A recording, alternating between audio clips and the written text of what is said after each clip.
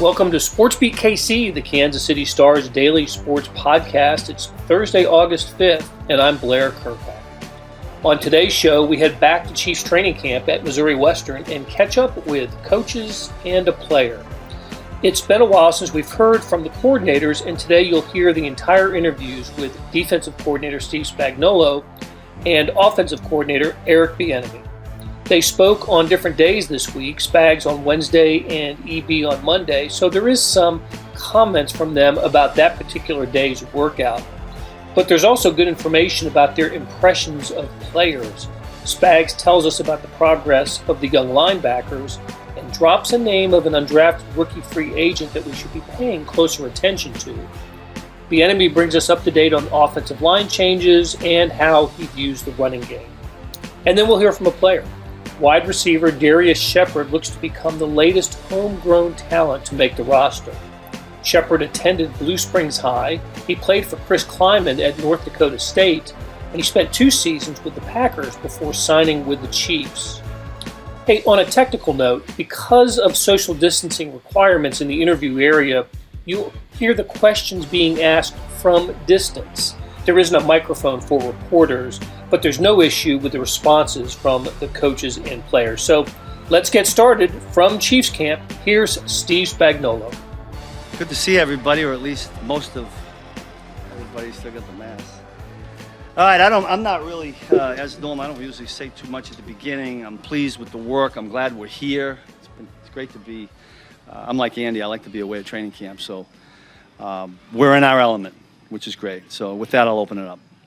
You had said during OTAs, I remember I asked you how excited you were to get Bolton and Willie Gay out here. Yeah. And you expressed some enthusiasm for that to happen. 2 days now with pads on and obviously with Willie suffering the concussion, but besides that, where's your enthusiasm now since you've seen them out here? Yeah, listen, I'm excited about all the guys. You know, I don't like to point out too. I know their names come up a lot because they're both young, and Nick we just got this year, but I will say this, both of those guys work as hard as anybody else on the defense. So real pleased. What about Devin Key? What are you seeing out of him? I tell you what, Devin Key is, I think Brett Veach and his guys did an excellent job identifying him. He's an undrafted free agent. But I think he's an instinctive guy. He's in tune to everything. We got him playing a couple of spots just to find out what he's all about. And really impressed right now. We'll see what he does in a game. We preface all these comments, right, by the fact that we can't do anything live, really, and it's not a game. But right now, I think he's doing a nice job. Position you've moved with Darius around from the slot to the outside. Yeah. How do you feel just about the group in general and the way that the guys are able to... About the whole group? Yeah. Yeah. Listen, that's a challenging thing that I'll start with Darius, what he's doing, to play inside most downs, and all of a sudden when we change a package, he's outside. But he's handled it real well. If you guys remember last year, he was outside at the beginning, got hurt. When we brought him back, we wanted to get the best 11. That was hard learning nickel in the middle, but he's doing an excellent job. The whole group obviously is led by Tyron, and he keeps those guys together. I really like watching the guys that haven't been here before, Mike, and I know DeAndre Baker's been here, but he hadn't been out there a lot because of the injury. So it's all coming together. It's going to take a while. We're early in the process, but happy with the way those guys are working. Last time we talked, you were talking about Chris Jones and trying to figure out maybe what the best way to use him was. Yeah. Did you learn anything through the first week or whatever at camp, including a couple of practices and that? Yeah, I mean, listen, we're going to try to when we think or know they're going to run it, we're going to try to have the most stout guys out there we can. That doesn't always work out that way. But Chris is going to have to play multiple spots, just the way it is. We have that. You know, Turk's going to have to do the same. Mike Dana's probably going to have to do the same thing. So the more flexible we can be, especially with big guys, the better off we'll be. Now, our defense has quite a bit of volume, and so there's a challenge in learning 2 spots. But I think Chris has handled it pretty well to this point. Switching the end positions where Clark is sometimes on the right and then the switch to left, that seems to be new. What are you looking for in Yeah, not real new. Some packages will have that, and some won't. It just depends on what I call, what we're looking to get. And it's really dictated by what the offense brings out. How fair is it to say that outside position across from Ward and the nickel between Hughes and Baker, and it looked like Fenton yesterday. It's just enough for grabs open competition. It's probably a good way to say it right now, and it is good competition right now. Now, DeAndre wasn't out there today, but all three of those guys are working hard. Rashard takes on the added responsibility of having to play some nickel. The other two guys stay out there the whole time, but pleased right now for what those three guys are doing. How do you challenge Tyrann Mathieu this year, given how much success he's had the last 2 years with you? How do you keep pushing him forward? Yeah, he's really not that easy to. I mean, it's not that hard to challenge because he wants a challenge. Like, he embraces the challenge. I mean, I might send him a video of himself and say, "What do you think?" I try to challenge him with what he's seeing. Those kind of guys, those elite.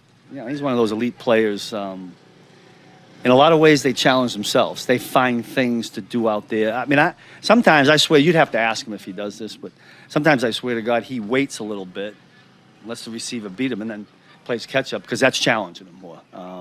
I think those guys challenge themselves really good. Steve, for a guy like Nick Bolton, how difficult is it for a rookie in this position to grasp the playbook enough to where you trust him enough to put him on the field? Yeah. Real difficult. I think Matt House and Alex, Coach Flagel's here. I think those guys are doing a terrific job with him. He's another guy, young guy, right? First year in the system, and he's playing more than one, multiple spots. But he's doing a really good job. Sometimes when that happens, their feet, you get the brain cluttered, right? Ties up their feet a little bit. He doesn't seem to do that. He doesn't know everything mentally right now, but he's still making a lot of plays out there. So that part's good. We're going to talk to Turk Warden a little bit later. Just discuss the defensive line. Turk Warden a little later. Yeah. When it comes to the defensive line, Beth, how pleased are you with the way they're being behind Chris? Yeah, listen, the D-line is the hardest one for me because of the way we practice, right? All teams have to do that now. Now, today, we got after it a little bit. I haven't seen the film. But listen, in all defenses, ours included, it all begins up front. I think the more solid you can be up there, the more depth you can be there, the better off you're going to be as a defense, I think. Coach Reed says it all the time. It's about the bigs. And it'll be about the bigs there. I'm glad we got the guys we got, Jay Reed, the whole crew. They're working. I need to watch the film again. There were some things I weren't real happy about, so I'm hesitating here. But I'll know when I watch the tape.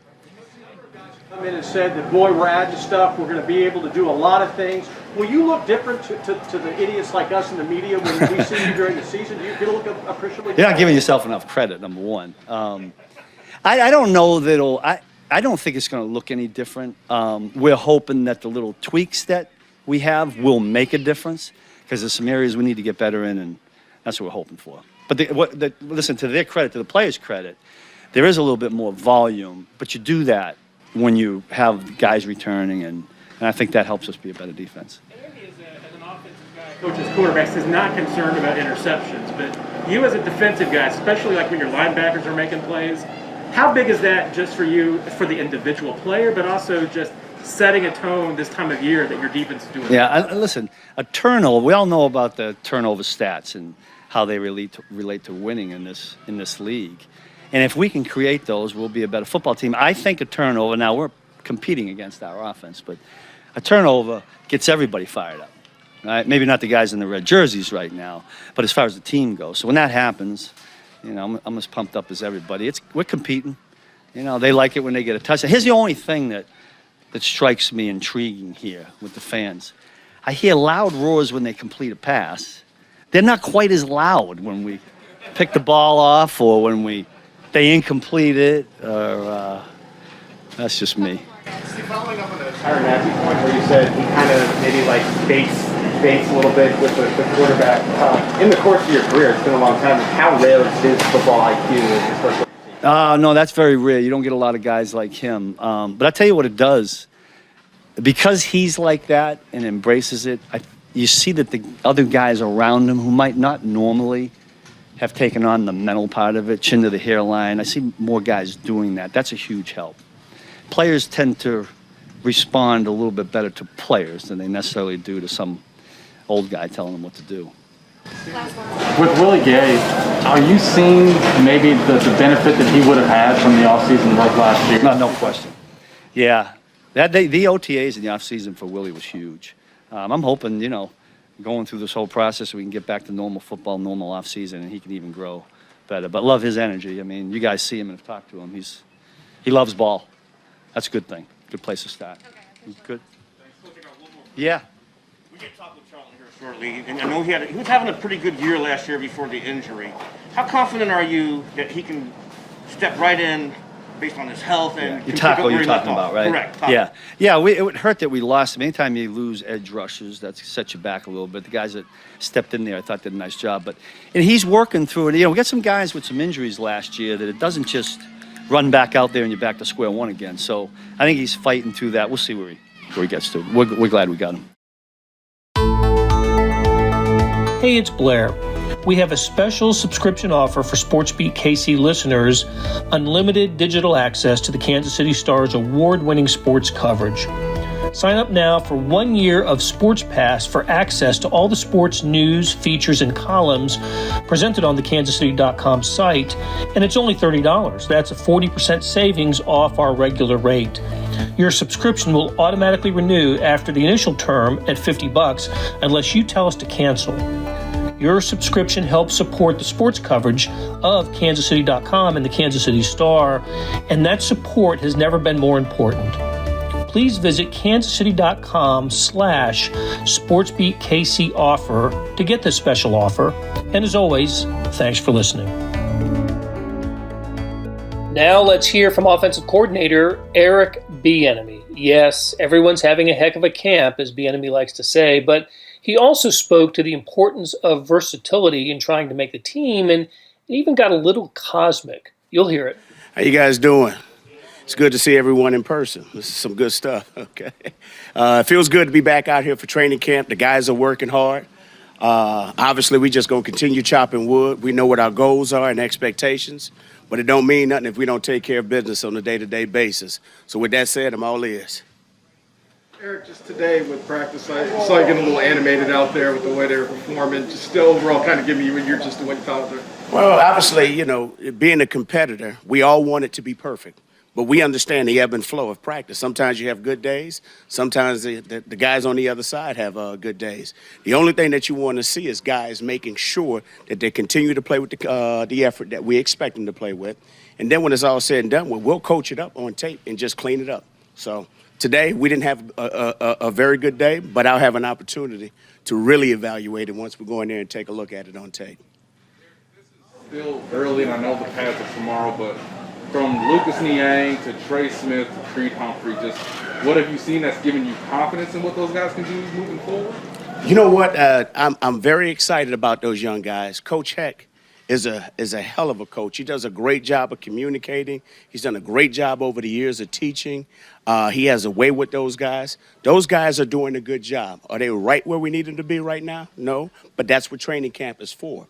In fact, as bad, as you hate to see mistakes made, it's almost good because now you can go out there and take a look at it on tape and have those guys learn from their mistakes. So right now, these guys are doing a heck of a job. They're learning the strain to finish. And when it's all said and done, with Coach Heck is doing an outstanding job of collectively getting those guys to learn how to play together. Laurent Duvernay-Tardif this a couple days ago, but because all three of them are playing together, is that somewhat beneficial than it just being one rookie with four veterans in camp like this? It forces all of them to be accountable to one another because at that position, you have to communicate. You have to have awareness, and you got to stay in contact with each other. So it forces those guys to talk to one another, which is a great thing. So all the little things that they're not doing is going to help them as we continue to build. What have you seen, if anything, from Nicole Harden that lets you know he's ready for a bigger role if you guys choose to use him that way this year? You know what? McCullough's done a great job of coming back to camp in shape like he always does, but you're still seeing that explosive power. He's working on his releases, and he's just fine-tuning the little things. We're excited about him. Not only are we excited about him, but also, too, you got McColl. He knows he has Pringle on his back, D-Rob, a number of guys, Cornell, Callaway, and I mean the list continues. But McColl is doing a heck of a job. He's working hard, and he's working on the details to help him to improve each and every day. That first interception today that Willie got, was that a wrong route or a bad ball? Which one? I'm sorry. The first interception, the one that was kind of over the middle a little bit. there? Put it this way, in my opinion, from what I remember, it was just a poorly executed play. We need to execute better. So. I also wanted to ask you about another new guy, Jarek McKinnon. What sort of different element does he bring to the running back? You know what? Jarek has been in this league for a number of years. He brings experience, okay? He brings special teams play because he's been a four-phase special teams player. On top of that, the kid's just a dynamic football player. So I think with him being in that room, he's going to help D, and he's going to help Clyde. He's going to help those guys to grow. But on top of that, he can help us in many different ways, giving us a nice little change of pace. Eric, I wanted to ask you about the draft picks. What are your initial impressions of both Noah Gray and then Cornell Powell? You know what? Those guys are working hard every day. They're doing a hell of a job. Are they right where we need them to be? Not quite. But I will say this. Every day I'm seeing them improve upon something. Now, are they making mistakes? Yes. Mistakes happen. And like I said, you want to encourage them because when they do make a mistake, it's not about that particular play. It's what are they going to do the next time they have an opportunity to get out there. So the good thing is that both those guys are working their tails off. They've found a way to make plays each and every day. And so the thing that we want them to do is just to continue to strive to be at their best. You think Tyrese actually faster than Usain Bolt? Listen, I'm not getting into that. If he wants to race him, so be it. I don't know when that's going to take place. It'll probably take place sometime next offseason. But I'll be curious to see Usain Bolt run. Now, here's the thing. I truly believe that Tyreek can run. When we start talking about these legends, I'm going to err on the legend. And I love Tyreek, okay? But I'm going to err on the Olympic gold medalist, you know what I mean? And that's not to say I don't love him, you know what I mean? I love Tyreek. But I'm going to err on the legend. Eric, how much of a difference do you see in Clyde Edwards-Helaire this year, this training camp, compared to his rookie training camp? You know what? He's doing a heck of a job. He's obviously it's year 2, so he understands exactly where we want him in the pass game. So it's good seeing him get out there and mix it up a little bit. He has a better understanding of what's going on with the protection, so he's doing a good job in the run game, as he always does.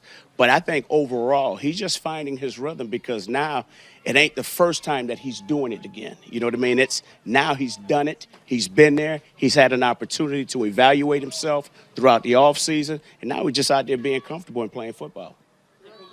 Darius Shepard after a mandatory minicamp, a local kid from Blue Springs. What intrigued y'all about him to bring him into camp to get a look at him? You know what? The kid is a sharp kid. He's a very smart kid. Joe's doing a heck of a job with him, with all those guys, obviously. And the thing that I love about him, wherever you put him in, he finds a way to make the play the right way. He runs very good routes. He has a little quick twitch in him. And also, too, the kid has great hands. So he's been fun to watch, and he's been fun to work with.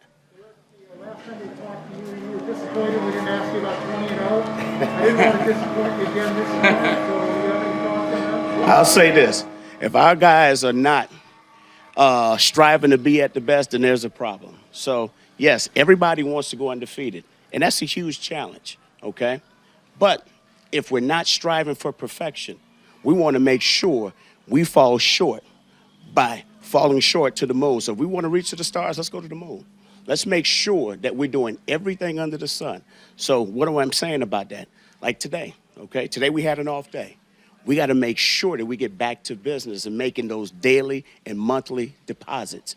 We got to make sure we're making the necessary deposits when we're out there on the field, helping us to improve so we can be at our best when those opportunities present itself. You like it when Pat puts that out there. Yes, I have no problem with what Pat said.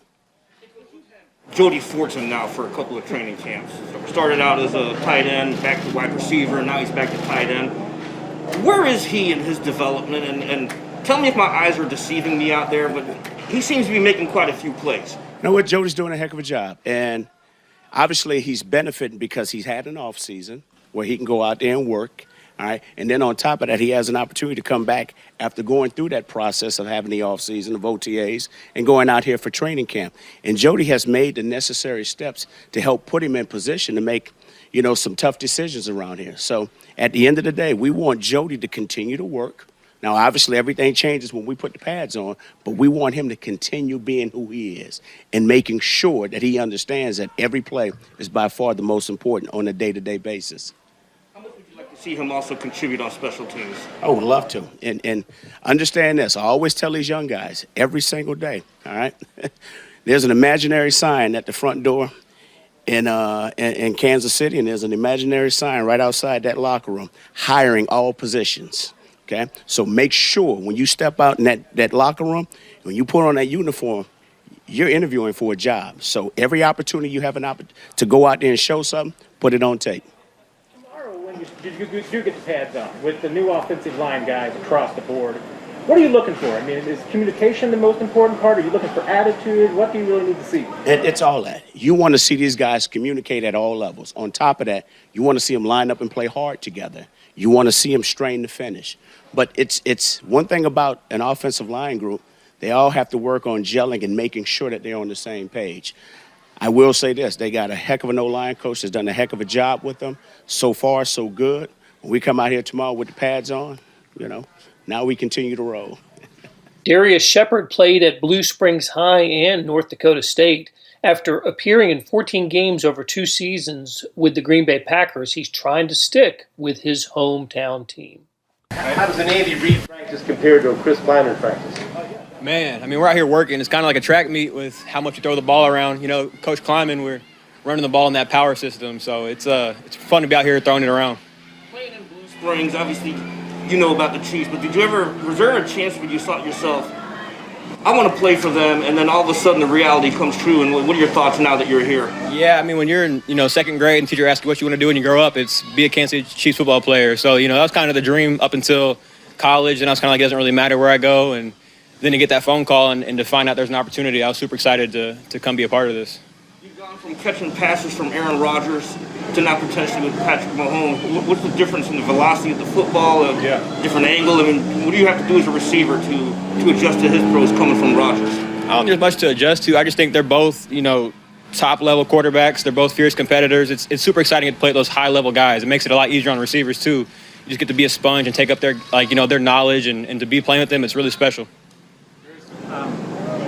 With your dad, did you guys bond over the Chiefs? I mean, is he a Chiefs fan? Did he kind of bring you up in this? Yeah, that's where I probably got it from. Is just, he was a diehard Chiefs fan, so I kind of came along that way too. And, we'd watch games on Sundays, talk about the different guys throughout the years, whether it was the Tony Gonzalez, Priest Holmes, Dante Hall, whoever, just taking pieces of their game and trying to go emulate it in the backyard.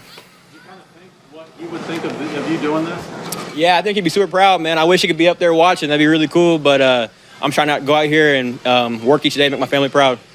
How many times did you see a game at Arrowhead as a kid? I probably came to maybe 2, so not a lot of opportunities, but when I was there, it was really fun to soak it in and be that close to the action. It's a really cool experience in Arrowhead. And getting to play there a couple years back, that's probably my favorite game by far. Coming out of high school, when you don't have, the top-level D1 offer, does this dream kind of, take a back seat, or do you still think of the NFL concept? I think you got to take it one day at a time at that point. You can't look too far ahead. You got to be in the moment. So I knew if I went to North Dakota State, I'd have an opportunity if I took care of business. So went there, tried to do my thing, and ended up here. So it's just one day at a time, really. For NFL receivers, I mean, you really have to put a lot of the work in during the off season. What have you been doing the last few years? Because I know you've worked locally here too a little bit, working out. Yeah, normally I'm local in the off season. I've gotten with a couple quarterbacks that are local guys and thrown with them. And then one of my really good friends is Devontae Bosby, who he was here in I think maybe 15. He plays for the Raiders now. We do a lot of work together since he's a DB, so it helps give me different looks. And he's been in the league a while, so I get some tips and experience from him. But just trying to stay sharp and always find ways to develop my craft each year. Are there specific things that you worked on for this season? Yeah, really just getting on better at my releases, route running, trying to increase speed. Being in Green Bay with Devontae Adams, I took a lot of tips from him. So trying to work on all those things. And now being here at these guys, it's a lot more to learn too. Competition right now, obviously, at the wide receiver position is pretty deep. What do you need to do between now and August 31st to prove to the Chiefs, hey, I belong here? Yeah, I think I just need to show up each day, be consistent, handle my business, and make plays when they come my way. You mentioned Devontae Adams. Did you pay attention to all that drama going on with Aaron Rodgers and Devontae Adams, or was that just out of sight, out of mind for you? Out of sight, out of mind, man. We're Kansas City Chiefs now, and we're here to win the Super Bowl. That'll do it for today. Thanks to our SportsBeat KC production staff of Derek Donovan, Beth Welsh, Monty Davis, Jeff Rosen, Chris Fickett, and Savannah Smith. Links to stories about the Chiefs can be found in the show notes and on kansascity.com. Hey, we have another deal for you. you can subscribe to Sports Pass for 99 cents a month. That's right, 99 pennies a month. Sports Pass is the online version of the Star Sports section. You get all the stories that appear in the print editions of the Star, plus additional stories that appear only on the website, and they're posted first on kansascity.com. After 3 months, it auto-renews at $5.99 a month unless you cancel. And what a great time to subscribe. Read about what's going on with the Chiefs at training camp, the Royals, the college teams, a lot of news with the colleges. Our soccer teams, did you see what Sporting did last night, the 4-1 victory at LAFC? And much more. So how do you get it? You go to kansascity.com/sportspass2020. That's kansascity.com/sportspass2020. You want more than just sports coverage? Check out the entire Kansas City Star product. Sports, news, features, commentary, and analysis, the whole thing. You get all the stories written by my talented colleagues, plus additional national news, sports, and business coverage with the e-edition. The details for all of these deals can be found at account.kansascity.com/subscribe. And if you're having trouble hunting down any of the offers, you just send me an email, bkirkhoff@kcstar.com, and I'll get you to the right place. So whether it's the Sports Pass or the full subscription, you're getting and supporting the best sports and news coverage in Kansas City, and helping us produce programs like SportsBeat KC. Thanks for listening, and we'll be back on Friday with another episode.